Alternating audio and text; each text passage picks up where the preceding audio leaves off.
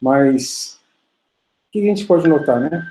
O que eu pensei nesse tema, né? 5 passos para a Quaresma, para a ressurreição. O que me inspirou foi exatamente um texto, né, que eu li ontem até, pela manhã, do padre lá de Curitiba, né, do Paraná, padre Manzotti, Reginaldo Manzotti, em que saiu no jornal O Povo, aqui do Ceará, e ele fala sobre os 5 domingos da Quaresma. Né? Qual que é a lógica? Não que é a lógica, o evangelho de cada um deles. Ele comenta muito brevemente, o artigo é curto, né, no Povo, mas eu fiquei pensando, né, a igreja propõe a cada domingo, é muito bem escolhido o evangelho daquela missa. Então, são 5 evangelhos especialmente preparados para essa temporada da Quaresma. Né? Então, a gente pensar um pouquinho nesses 5 evangelhos, 5 situações escolhidas por Deus, referendadas, né, pelo Espírito Santo da Igreja Católica, para que todos os cristãos possam refletir e tirar consequências práticas para a sua vida. Então, o primeiro domingo da Quaresma, a gente já lembra, é clássico, e aí sim, todo ano é assim, primeiro e segundo domingo da Quaresma, seja no A, B ou C, praticamente é a mesma temática, mas no A e B é mais comum. Qual é a temática do primeiro domingo da Quaresma? Você vai lembrar. Nosso Senhor é levado ao deserto e sobre as tentações de Jesus Cristo. Não é? E a gente tem que pensar o seguinte, né? É levado ao deserto por 40 dias. E o que acontece nesses 40 dias, né? Ao voltar, Cristo é tentado pelo demônio. Deus se deixa tentar. É interessante pensar que essa retirada de Cristo, que vai anteceder a sua vida pública, né, ela acaba sendo também compatível com a grande chamada que faz João Batista a todos: convertei-vos, mudar de conduta. Né? Arrependei-vos, fazei penitência. Cristo faz 40 dias de penitência, então Nosso Senhor especificamente não precisa de arrependimento, mas vai para dar exemplo. E fica no deserto. É interessante a gente pensar que muitas vezes a nossa falta de percepção dos próprios defeitos, das próprias manias que atrapalham que realmente a vocação cristã possa desenvolver-se dentro da gente, acaba se dando porque a gente fica no burburinho, na agitação, e não se recolhe. Essa ida ao deserto se afasta um pouco das coisas. Primeiro passo aqui, pensando na ressurreição, se afaste, vá para o deserto. Crie um ambiente de deserto no seu dia, para parar, para refletir, para ponderar. Né? Mas não é um deserto qualquer. Cristo se retira ao deserto, né? E ao mesmo tempo, nessa retirada, começa com isso. Há uma mortificação, há uma penitência específica de sair daquele tratamento mais confortável que teria. Então, essa nossa retirada também, digamos assim, é um posicionar-se de tal forma que tudo aquilo que habitualmente, de certa forma, entretém fisicamente, eu possa também diminuir esse tipo de prazer, de consolo, né, para me colocar numa postura outra, na qual eu possa despertar uma dimensão mais profunda da alma. Então, toda a lógica que se coloca, né, nesse sentido também, deixa eu ver aqui, que entrar aqui. Toda a lógica toda a lógica, né, que a gente possa ter, né, para tentar acender mais o espírito, também ele pede um pouco esse tipo de exigência sobre a própria perspectiva física. Então, quando a igreja convida a penitência, ao jejum, por exemplo, nessa época, né, em parte é um pouco disso, né? Vamos experimentar, não vamos deixar que o corpo possa entorpecer a alma. Então, Cristo vai para o deserto, de certa forma. Então, é como que colocar o corpo no lugar, numa posição que facilite que a alma mais elevada possa se sobrepor. Mas tudo isso é preparação, inclusive. Tá? Então, o jejum nunca foi um fim em si próprio. Tá? Então, um católico que entenda, não, vou fazer o sacrifício, e acha que isso é suficiente, não captou. A lógica do jejum é a preparação do espírito. Né? Ele não se reduz a si próprio. Né? Há algumas pessoas que, de boa fé, sem perceber, acabam reduzindo, de certa, não, vou ficar sem comer chocolate, sem comer alguma fruta que eu goste, mas ela não percebe que isso é só preparação. Né? Quer dizer, tanto é que fica mais evidenciado, né, em Cristo isso. Né? Por que eu exijo mais do corpo? Né? De certa forma, para que haja uma sobreposição da própria alma sobre ele, mostrar que é mais importante. É nesse mesmo contexto que as nossas próprias paixões, que têm essa dimensão física muito forte, elas nascem da questão corpórea também, possam ficar um pouco mais subordinadas, vamos chamar assim. Então, é um desejo, no fundo, que se manifesta nas penitências quaresmais, e esse passo é importante por isso, né, de querer que haja uma sobreposição da alma sobre a dimensão física, sobre o corpo. Lembrando que o demônio, ele, claro, tem muito mais acesso à dimensão nossa física do que a espiritual. Né? Então isso acaba acontecendo. E Nosso Senhor vai, nesse primeiro dia, primeiro domingo da quaresma, nesse evangelho, sofrer as tentações ao final. E, curiosamente, quando se poderia pensar que, em razão, né, da falta de alimento, Cristo poderia estar mais fraco, ao contrário, a alma está mais forte. Então, está mostrando especificamente que a própria exigência física, no caso aí, o sacrifício, a penitência, que tinha a finalidade exatamente de reforçar o espírito, né, chega a esse resultado. E Cristo vai sofrer as tentações, e a primeira delas que vai acontecer, qual que é? É exatamente, quer dizer, é a tentação para estar com fome. Transforma a pedra em pão. Para nem só de pão vive o homem. É toda palavra que sai da boca de Deus.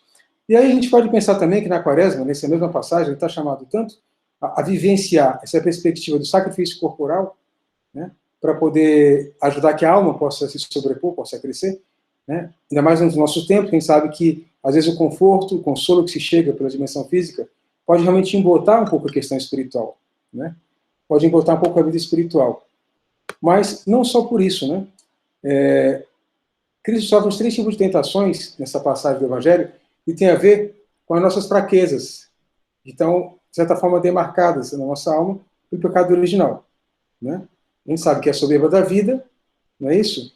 Aquela ânsia também da carne, né, desordenada, né? E também, no caso, a concupiscência dos olhos.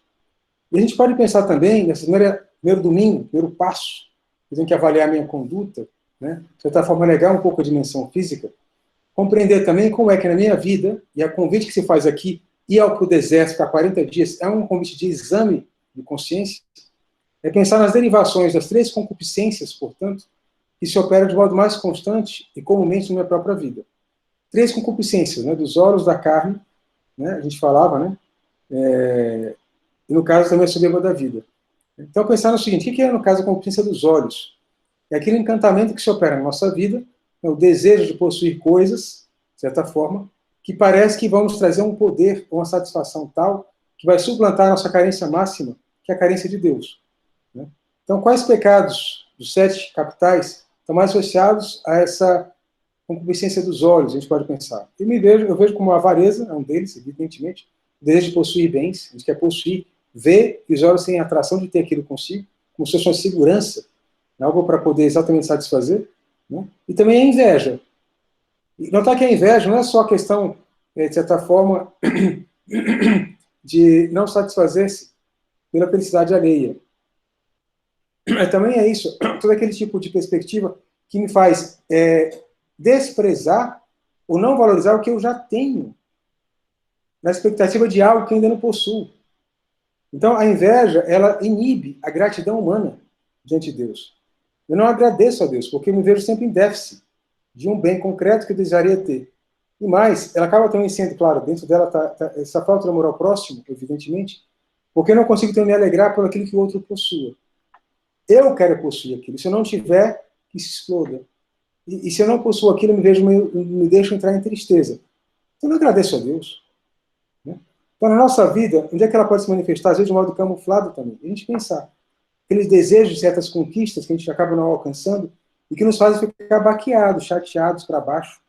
Né? Ou, de certa forma, um pouquinho tristonhos quando alguém alcança aqueles bens e a gente não. Né? Então, eu não consigo participar da alegria do próximo, do outro. Né? Isso é lamentável. Na história de Caim e Abel acontece algo parecido.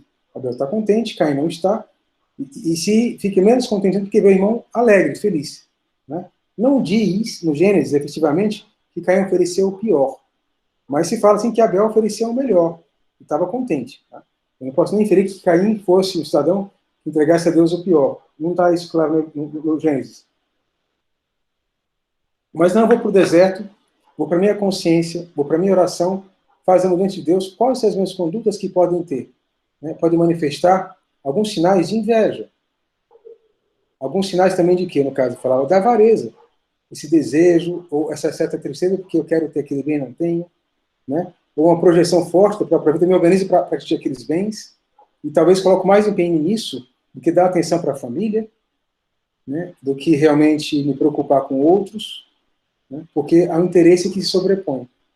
Né? Depois a gente pode pensar, no caso, né, a soberba da vida.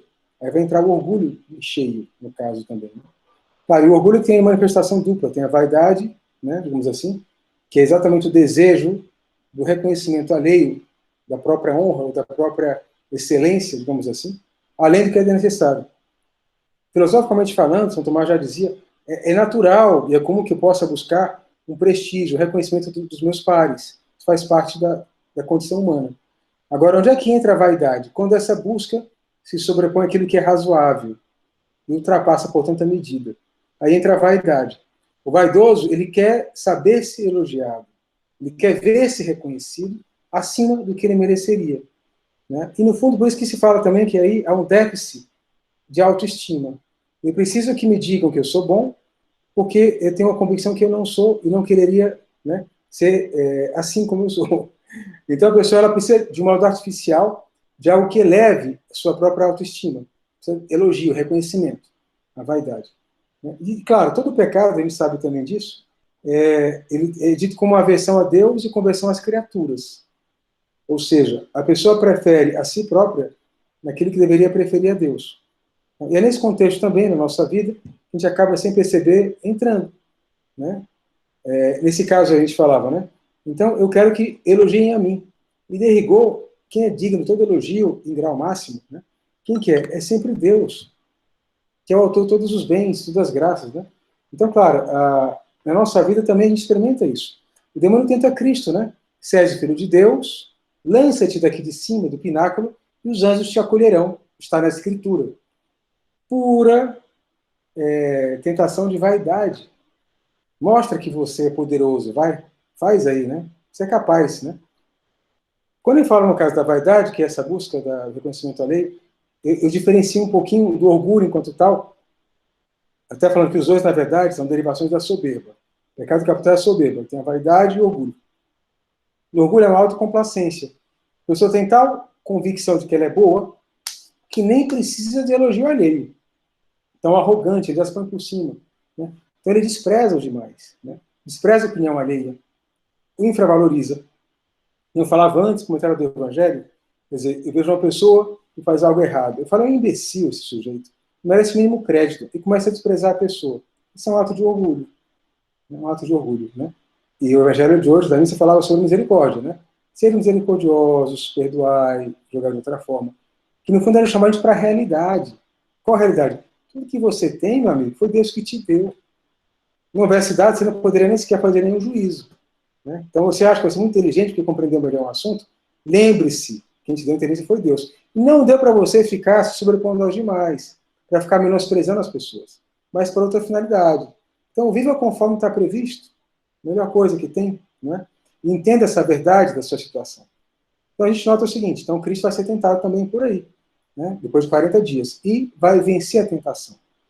O que mostra novamente que aquela exigência sobre si próprio vai favorecer depois uma ordenação das paixões com subordinar o espírito. Né? Bom, então vem aí essa ideia da soberba da vida, né? Essa questão. Né? Depois vem, claro, os pecados aí ligados, né, à concupiscência da carne. Aí vem a gula, vem a sensualidade, né, vem a luxúria. Né? Voltando um pouquinho até antes, no anterior, que é esse da soberba da vida, a ira também é muito ligada à ideia do orgulho, a ira. Como algo que eu não queria que acontecesse, aconteceu. Como tal pessoa fez o que que não era para ter feito? Como? Então, você percebeu, você se coloca na posição de modelo e fica indignado que eu ter feito algo que eu não deveria ter feito. Né? Então, claro, a paixão da ira, que é algo que está no nosso ser, deve favorecer enfrentar obstáculos, ela acaba entrando aí por um canal errado e você transforma o outro em obstáculo. O que não pode acontecer. Volta a ideia da misericórdia e da compreensão. Né? Então, normalmente, então a gente pode também notar, fazer um exame, vai para o deserto do teu quarto, da tua oração, no retiro que você vai fazer, um tempo, e lá peça ao Espírito Santo que venha, identificar quais são suas condutas de ira, de vaidade, condutas de orgulho. Né? São condutas de avareza, condutas de inveja. A gente passa agora para a dimensão mais física, né?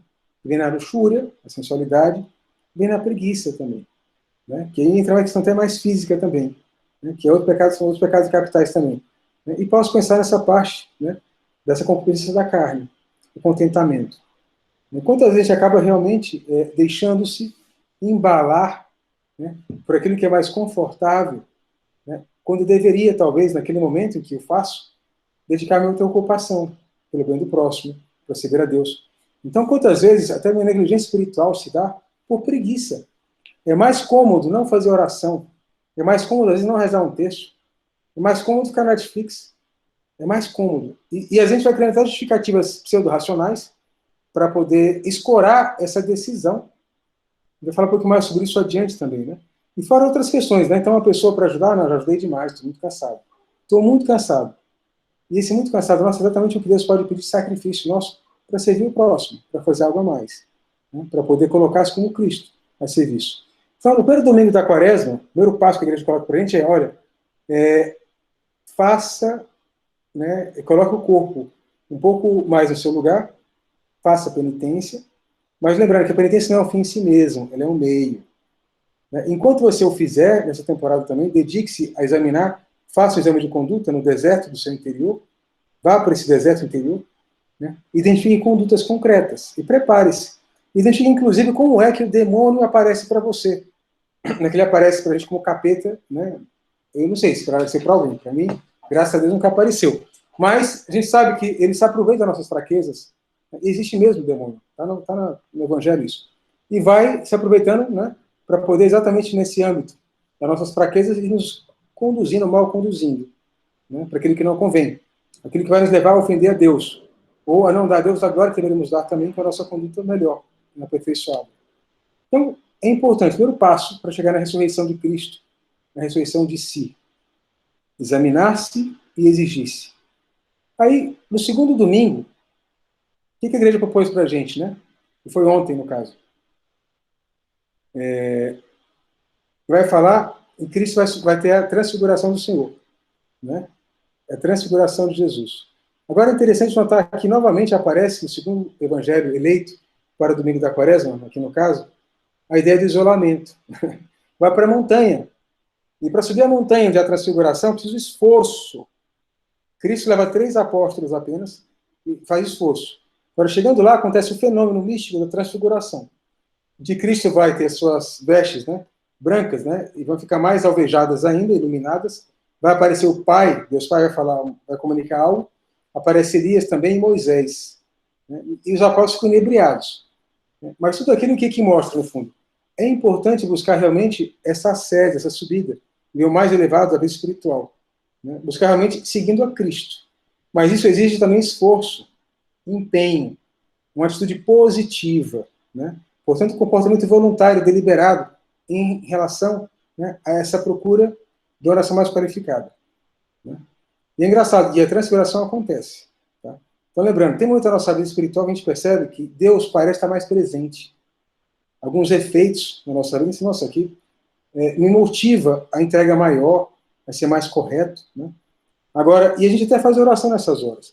Então, anotar, eu diria, nesse segundo domingo da quaresma, o que a igreja comentou, faz oração, entregue-se ao esforço da oração. Entregue-se. E lembrando o seguinte, Cristo prepara os 3 ali, por quê? Dali uma semana, vem o quê? A paixão de Cristo. Então, no Tabor, é como se fosse um consolo preparando para o desconsolo do Calvário que virá. Tá? Então, os apóstolos ficam inebriados, encantados, é uma confirmação da divindade. Na nossa vida, nas várias vezes que no trato espiritual com o nosso Senhor, a gente experimentou algo mais elevado, saiba, Deus está te fortalecendo, que virão horas que a tua oração vai ser como a oração do horto, em que Cristo suou sangue. Faz parte da nossa vida espiritual isso. Tem que ter esse convencimento.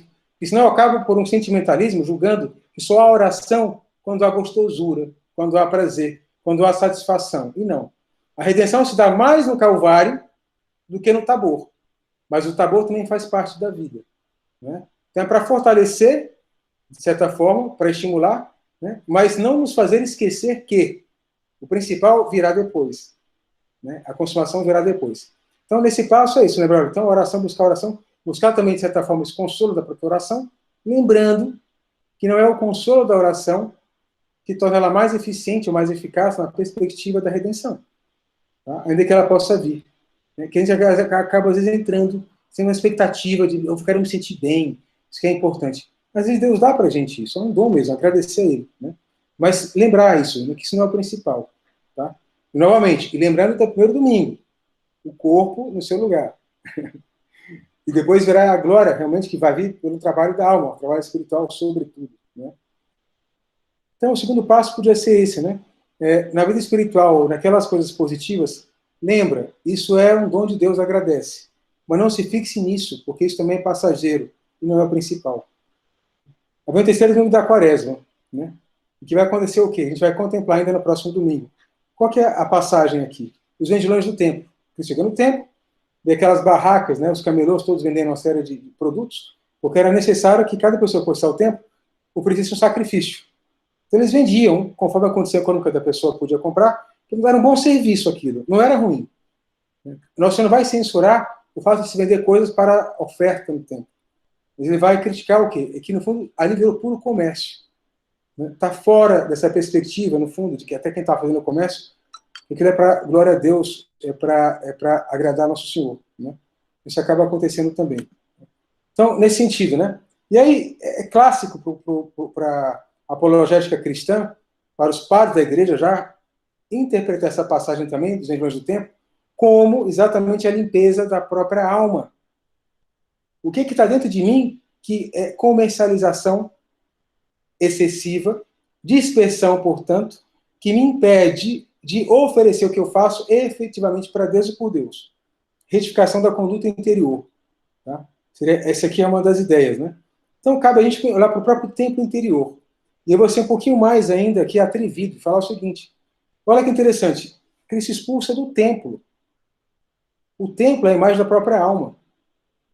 Então vamos pensar o seguinte, quais são as horas que, na minha própria alma, eu até reservei um tempo para falar com Deus, para rezar, e nessas horas eu me disperso com outras coisas.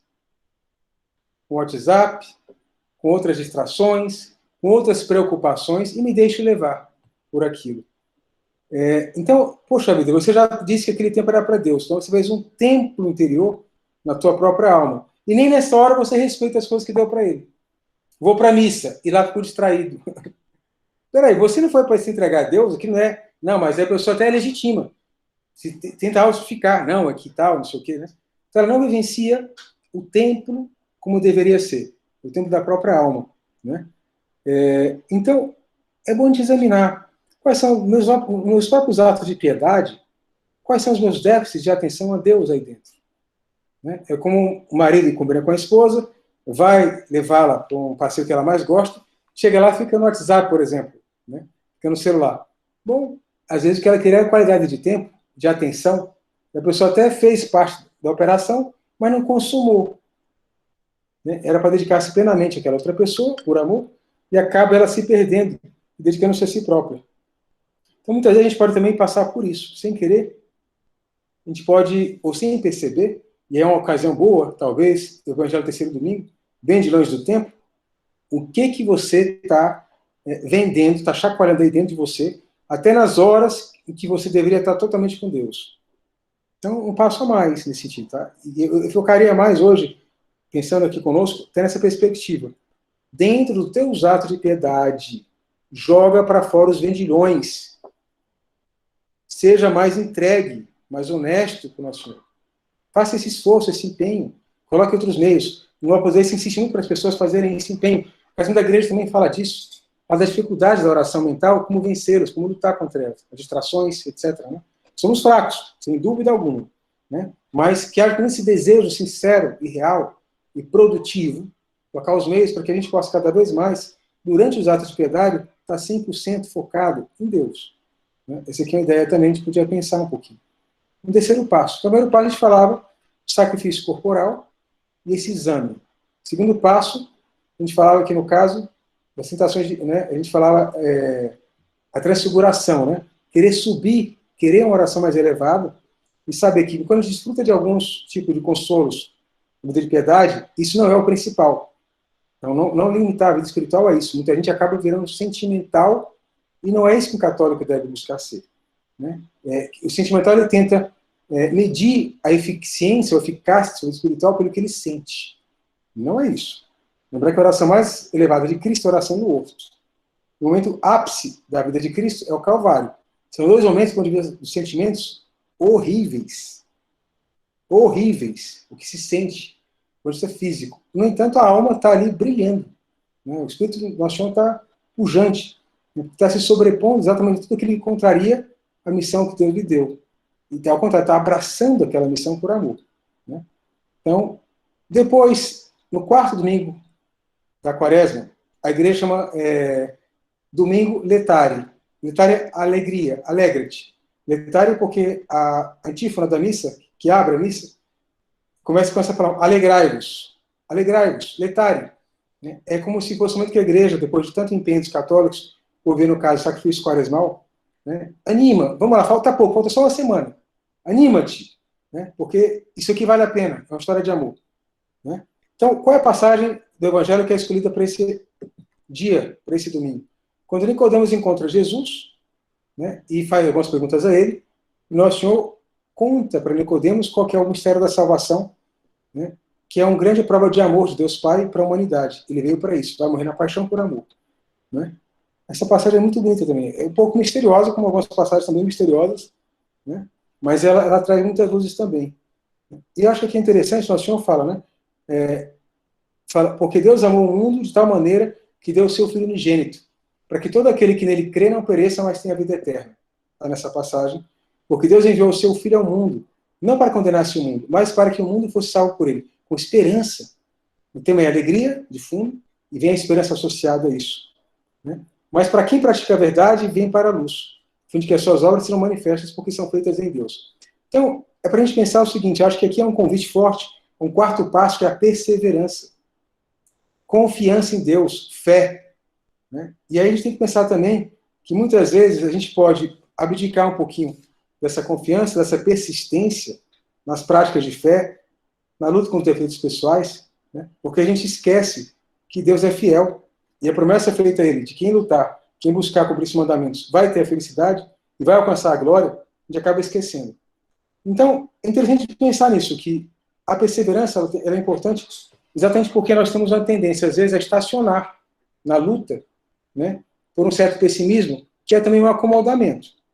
Tá? Então, eu posso entrar aquele clima sentimental, cético, né, mas também isso pode ser um tipo de escora intelectual por acomodamento, porque lutar cansa. Então, tanto num caso quanto no outro, vale a pena recuperar, meditar e aprofundar nessa ideia de que Deus me ama e que na cruz é uma prova de amor. Né? De que quando a coisa me custa, é como eu posso pensar que Deus me dá mais graças. Né? Então, me cabe, portanto, um exercício maior dessa confiança, dessa fé. E o melhor, primeiro exercício concreto para crescer na fé é pedir fé. Pedir. E aí vale a gente pensar, eu sou uma pessoa que pede a Nossa Senhora me dá mais fé? Aumenta a minha fé mesmo, a sério? Eu peço isso, eu só atrevido para pedir várias vezes. Interessante, né? Porque a gente acaba, sem querer, se a gente é muito ativo nas ocupações, a gente esquece de pedir as coisas a Deus muitas vezes. Não, o que eu resolvo, eu faço. E o reflexo espiritual disso pode ser essa ausência da petição. Né? Então, vai lembrar que tem 4 finalidades principais da vida de oração, né? Que são os 4 fins da própria missa. Quais são eles? Adorar a Deus, pedir perdão pelos pecados, né? Agradecer, é o fim eucarístico, e o quarto, pedir coisas, pedir graça, pedir ajuda. Né? Então, eu não vou compor a minha vida cristã enquanto eu não pedir ajuda. Então, para perseverar, o mais importante de tudo é pedir a graça, pedir a perseverança. Né? Então, aqui no caso, né, esse domingo letário dê graças para a gente poder persistir. Vale a pena, alegra-te. Então, naquelas horas que tudo parece que vai se acabar, pensa, não, você está exatamente na curva, você está no vale, a caminho da terra prometida, né? Daquele que Deus quer que você alcance, né? Então, também pensar que a gente, na nossa vida, a gente pode pedir mais a Deus essa perseverança em todas as nossas lutas, né? Claro, o principal é a perseverança até a luta final para chegar no céu, destino eterno, que é o que interessa, acima de tudo. Aí, por fim, qual que seria o quinto passo, ou o quinto domingo? Né? Vai nos propor o quê? A passagem do grão de trigo, cai na terra e morre, para produzir frutos. Então, também esse aqui é bonito, né? Nosso Senhor vai lembrar de novo. Lembrava, falava da perseverança, agora vai ratificar. Quem ama a sua vida, perdê-la-á. Né? E quem neste mundo odeia a sua vida, ganhá-la para a vida eterna. E Nosso Senhor fala aqui também. Agora a minha alma está perturbada. Ele fala de si. E o que direi eu? Pai, salva-me desta hora. Mas para isso é que eu vim, para esta hora exatamente. Né? Então é interessante que ele mostra o coração dele, ele abre, fala das tensões interiores, como a gente também tem. A gente pode passar por dúvidas, né? Vou falar assim, dúvidas de fé, não dúvida com relação ao credo católico, mas dúvida porque nos falta essa maior confiança em Deus, muitas vezes. Né? Porque a gente não entende o que acontece.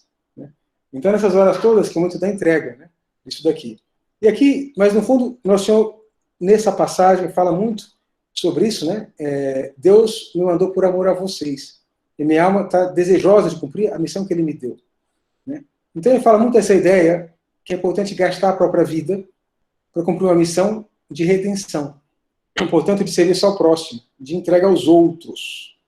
E eu acho que acaba sendo mais próximo da ressurreição do Nosso Senhor, exatamente o Evangelho que está já na iminência, né, da Páscoa, claro, no quinto domingo da Quaresma, e ao mesmo tempo traz essa ideia de que, olha, isso aqui tudo é para redimir a humanidade. Tem muito mais valor. Né? Uma das coisas que no Opus Dei se fala muito é disso, né, de que a santificação da vida ordinária, né, o valor redentor das operações, das ações concretas de cada dia da nossa vida comum, né? São José Maria fala em Caminho, né, que o meu trabalho é a minha missa, cada um de nós, a cada dia. Então, é um valor redentor e transcendente em cada ato pequeno. Eu posso tomar um copo de água, oferecendo a Cristo, e que tem um valor redentor pequenino ao sacrifício de Cristo. Né? E assim vai. No trabalho, várias oportunidades para isso, porque sempre são atos voluntários, deliberados, e posso agregar todo ato voluntário uma intenção de natureza sobrenatural também. E, portanto, enriquecer aquela operação, aquela ação, aquela conduta, com a finalidade transcendente de natureza espiritual. E, portanto, aquilo é redenção também, aquilo é Cristo que passa no meio do mundo. E todos nós somos chamados a viver essa realidade. Exatamente assim. Então, esse quinto evangelho, de certa forma, é um alento, me parece, para dar esse passo. Lembra-te que tudo que você faz, né, tem um caráter sacerdotal, transcendente e redentor. Ative-o. Você tem o Wi-Fi sobrenatural disponível a todo tempo. Faça a conexão. Lembre-se disso, pela tua intenção, em todas as coisas. Né? E a nossa vida inteirinha está voltada para isso, imitando Cristo também. Né? Então, de certa forma, pensava assim, como sendo alguns passos que a gente pode seguir nessa temporada da Quaresma, pensando nisso, né? Que a igreja ela é muito ciosa, muito cuidadosa na preparação da sua liturgia. Então, vamos pensar que o Espírito Santo não fez à toa a seleção de passagens dos evangelhos a cada domingo. E a gente pode, com certa interpretação, uma certa licença, digamos assim, encontrar nesses evangelhos, especialmente, passos concretos que a gente possa dar na nossa vida espiritual. Até porque a finalidade é a redenção, né? E no nosso caso, para cada um de nós, é chegar à santidade, efetivamente. Então, quais são os passos que eu posso dar para imitar Cristo em direção à Páscoa, em direção à ressurreição? A gente falava isso, né? No primeiro caso, né, esse convite aí, vai para o deserto, silencia, examina-te quais são os pontos de mudança concreta, para fazer propostas de mudança específica. Né? No segundo momento, busca a oração, deixe-se consolar por Deus.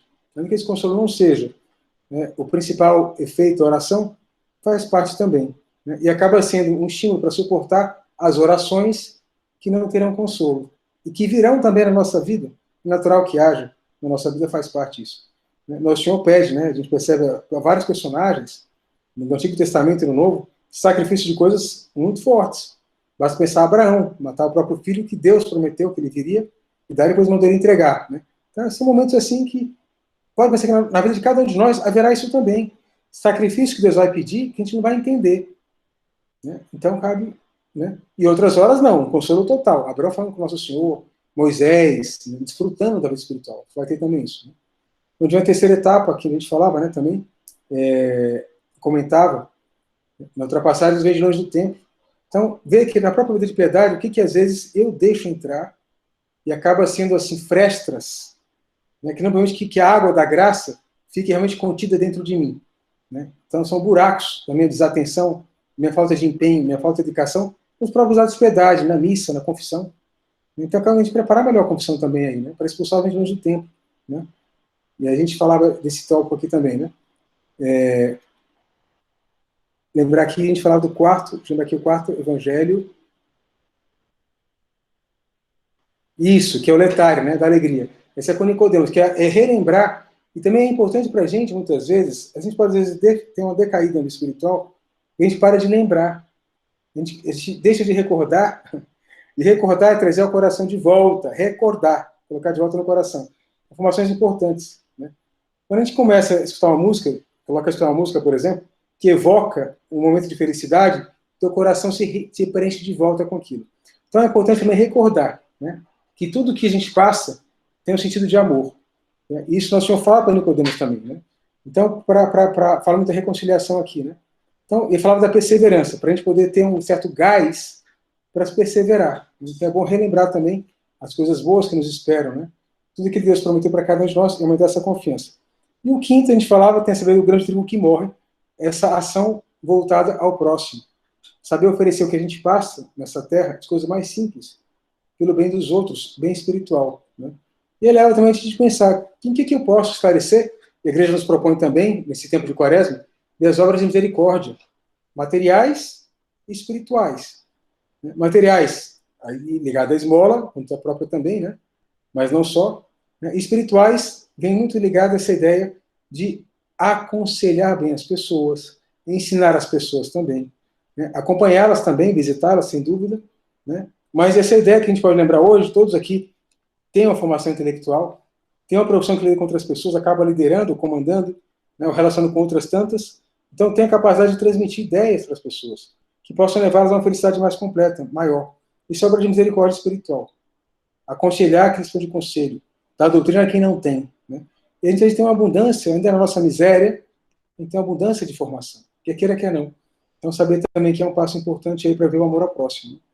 Então a gente pensar, né, e vale a pena realmente pegar esses 5 domingos da quaresma, portanto, já passaram 2, não tem problema, a gente pode pegar o conteúdo, a ideia deles e aplicar na nossa vida, né, e pensar nisso, que eu posso imaginá-los como passos até a ressurreição de Cristo.